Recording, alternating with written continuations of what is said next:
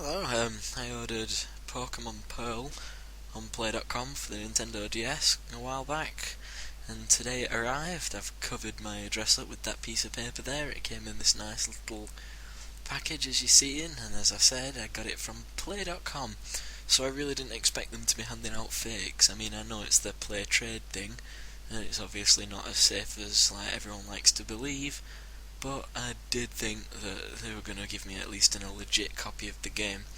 As you can see there, it was AMP Online UK, I believe, the people who sent me this. So let's open it up and have a look. Taking it out reveals a fake copy of Pokemon Pearl, and attached to it by a rubber band is two Nintendo DS styluses, which I suppose is a pretty nice touch. The styluses work. Inside the package also was a little letter from the company. I'm going to do a freeze of it because my hands shake too much to hold it still so you can read it. It essentially says thank you for buying our product and doesn't give us an email to contact. So here is the actual game itself. As you can see, you might not be able to tell because my camera's not very good, but it is pretty low quality.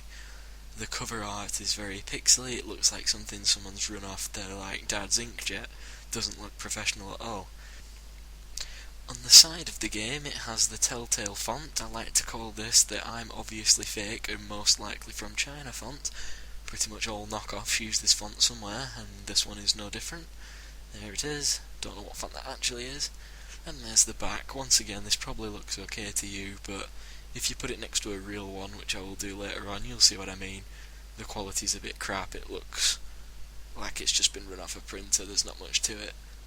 The actual case itself feels rather cheap and is a different colour, and to be honest with you, you don't have to be a genius to tell something's wrong. This is not a quality Nintendo product. It looks a bit fake and a bit rubbish. So we'll open it up, and inside it there is a health and safety booklet that's not lined up properly. It's just, once again, run off somebody's inkjet, very cheap. There's the game itself, which we'll come to in a minute, and the booklet. Now the booklet is a bit strange. It looks a bit all scuffed because the box isn't the right size and it just doesn't fit. The booklet's very, very large, presumably due to bad printing and low quality paper, but the inside's pretty good. I mean, it's the best part of this fake, and it could almost pass as the real one, apart from a few little slight errors such as that one there, where there's a little bit of text that's bled over, or it's not been folded properly. But yeah, generally, it's not that bad. Pretty good, I'd have said. I can't really complain too much about the instruction book. But yeah, there. So I'm going to put that away for the minute. If you look at the inside of the box, it looks very cheap. There's no Nintendo DS logo there. It usually says DS. On all my other games it does. And there's like a little mark in there, and the entire thing looks like it's just come off some cheap plastic mould. It doesn't look proper. There's no patent pending thing in the middle, and it doesn't even open properly, and it's just all very cheap. Anyway, onto the game. Jump cut. Okay, here we are. Here's the game.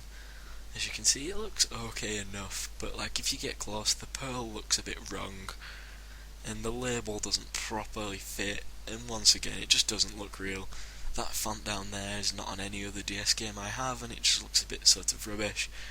Turning it round and turning the light on so you can see will reveal the back is obviously a bit cheaper.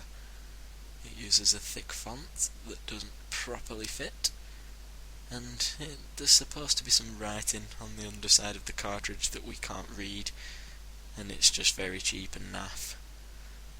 And if you feel the front of it, there's like a little gap there. I believe that's where the screw would be. Presumably, I don't know. I don't want to open it and have a look. And if you look there, there is what appears to be where the battery would go. So presumably this thing's not going to be very good at holding saves after a couple of weeks, like most bootlegs.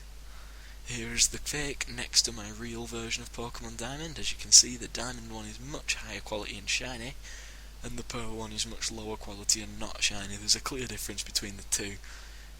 The Diamond one looks much nicer and the Pearl one looks much cheaper, and it's just better quality all around. There's not much more I can say without repeating myself. I'm going to open them up now, and inside you can see once again the difference. The Pearl box is, as I said before, The diamond one has the DS logo, which is what the camera is now pointing at. It has the patent pending in the middle. It has a much nicer instruction booklet, much nicer to look at and a much nicer feel, and it's also not as fat, so it actually fits in the box, which is pretty nice. If you look just at the bottom there, you can see the health and safety thingy fits properly as well. If I can get this out, we can have a look and see it's much fatter. And now I'm holding them both together at the same time. I have to admit it didn't do such a good show.